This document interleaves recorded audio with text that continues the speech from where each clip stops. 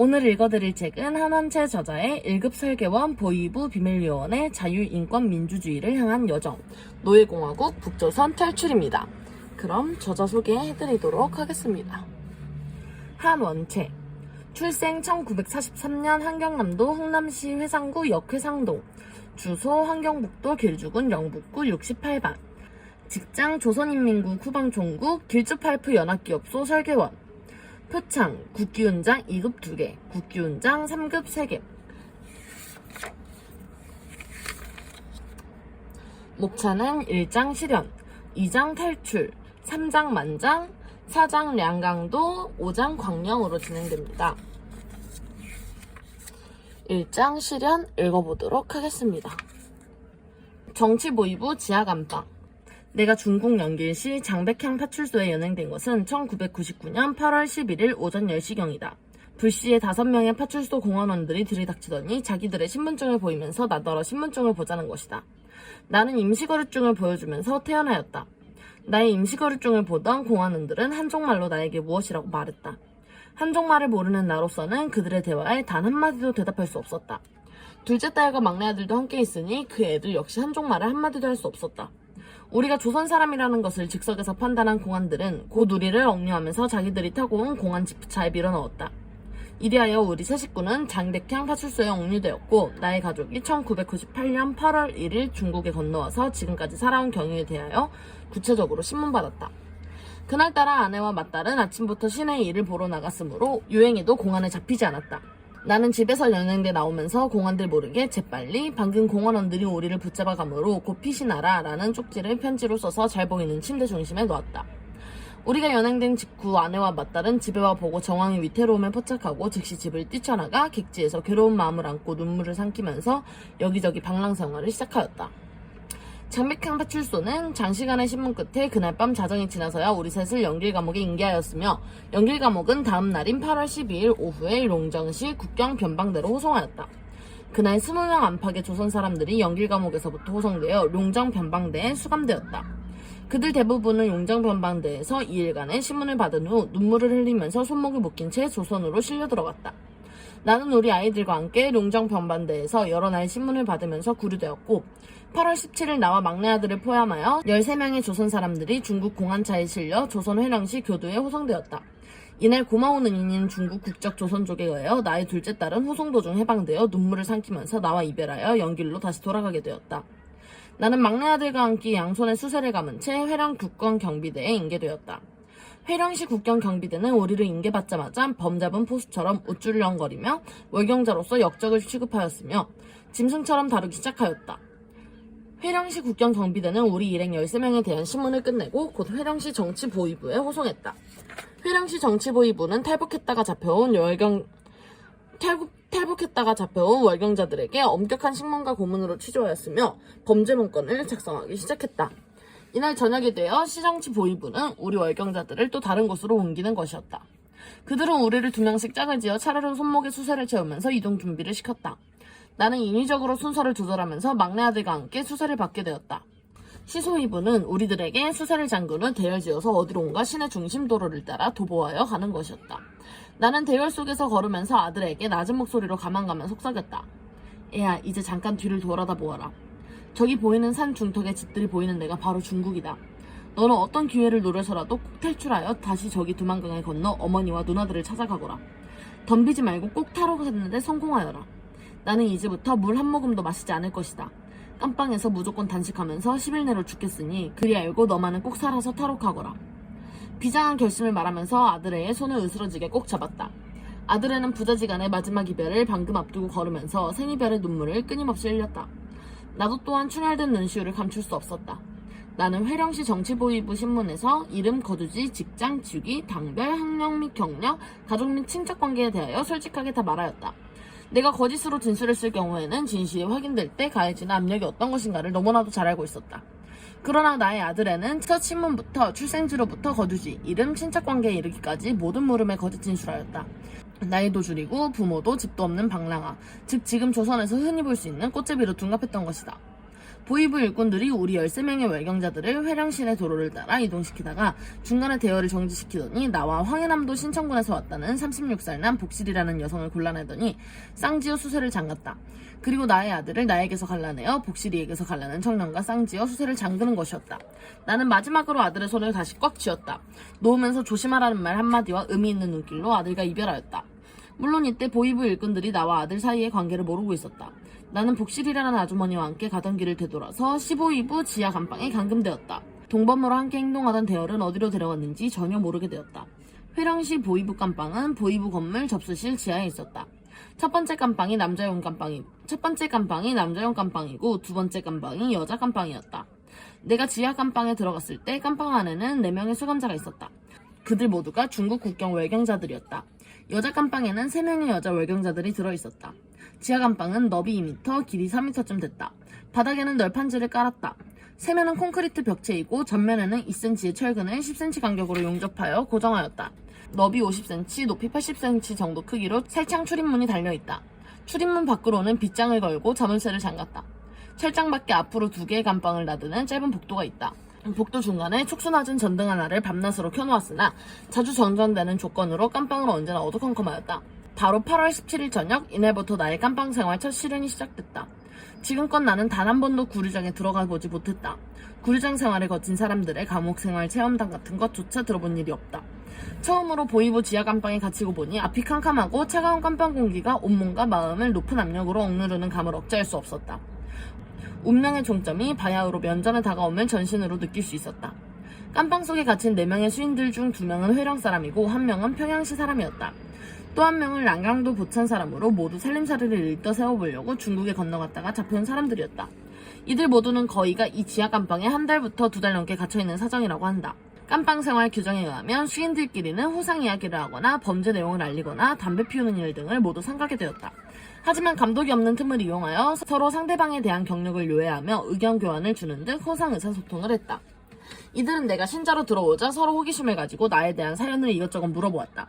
나는 그들의 물음에 규류장에 들어온 사연을 간단히 설명해 주었다. 몇 마디 말이 오고 가는 가운데서 그들은 점차 큰 소리로 말하게 되었다. 근데 이들이 말하는 소리를 지하 감방 바로 위에 있는 보이부 접수실에서 감시 부의원이 들었던 모양이다. 인민국 소자복 차림을 한 보의원이 지하실 감방 입구 통으로 문을 열고 복도로 들어와 도끼눈을 굴리면 묻는다. 또 어느 놈이 말했어. 복도 한 구석에 있던 40대 나이의 수감자가 벌떡 일어나 말한다. 제가 말했습니다. 죄송합니다. 고치겠습니다. 그가 연속 중얼대자 그걸 본 소자 보의원이 소리친다. 야, 여기 손을 내보내. 수인은 두말 없이 얼른 두 손을 상찰 밖으로 내민다.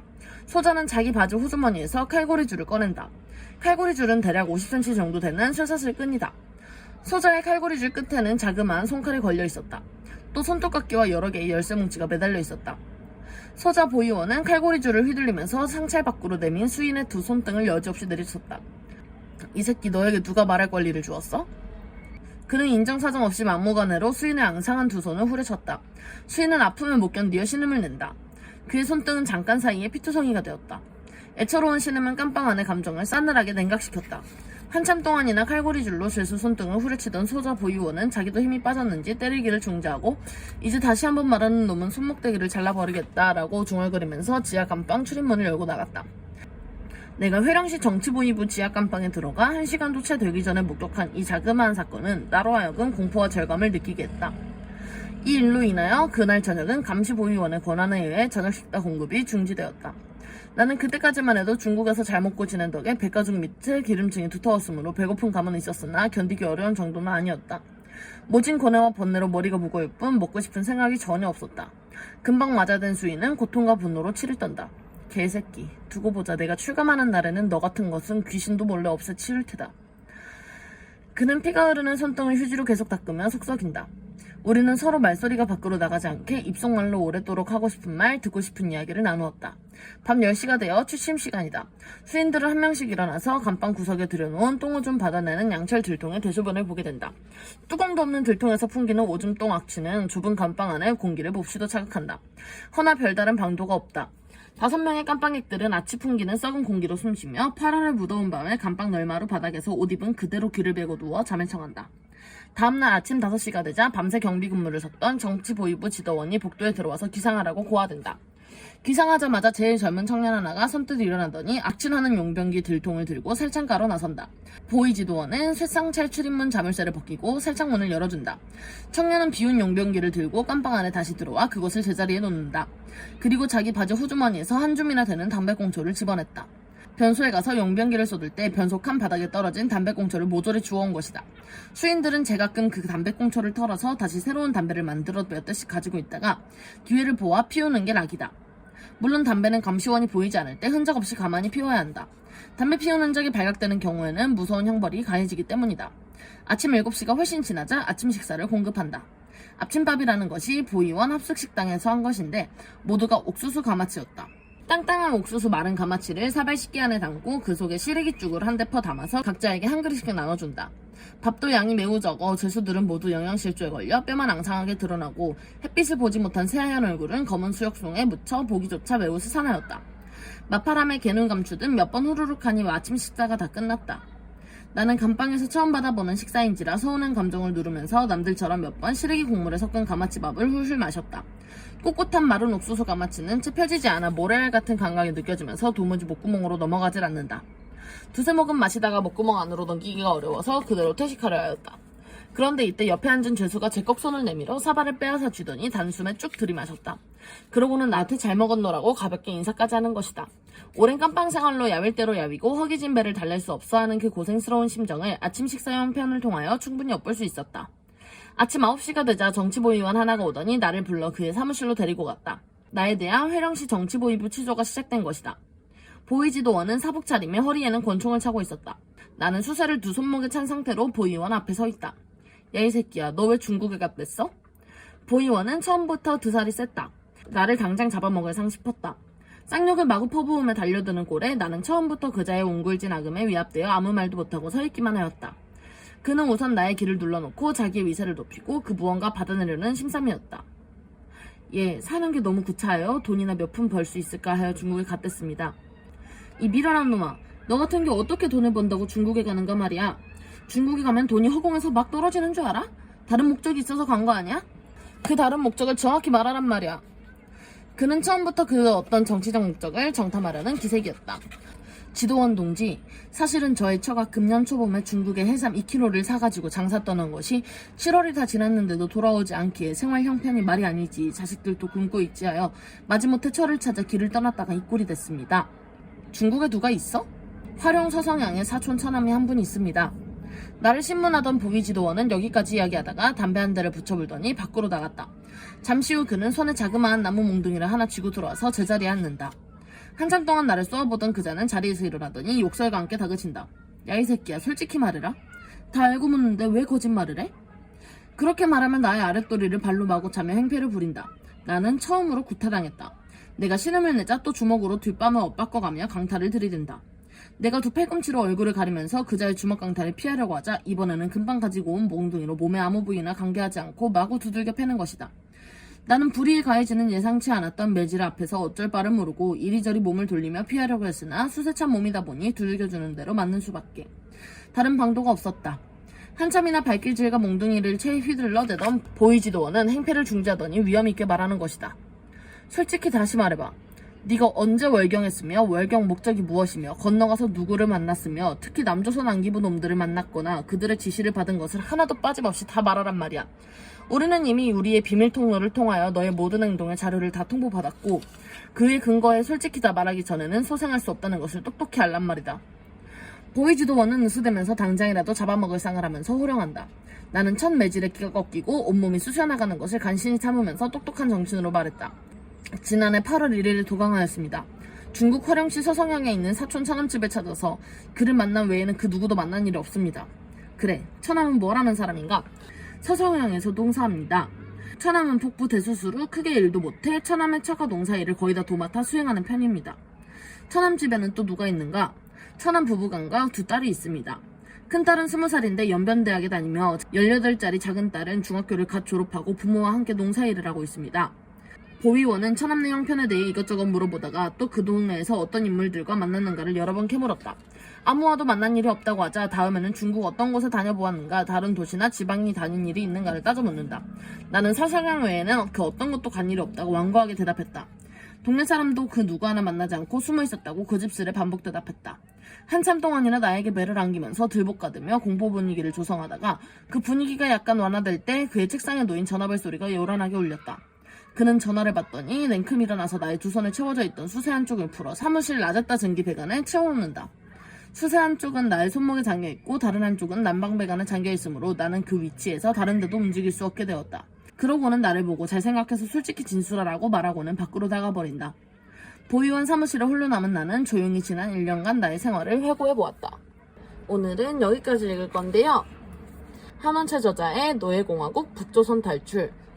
읽어보면 많은 생각을 가지게 해주는 책인데요. 여러분도 한 번씩 읽어보시고 오늘 영상이 재밌으셨다면 좋아요와 구독, 알람 설정까지 댓글도 달아주시면 너무 좋고요. 그럼 안녕.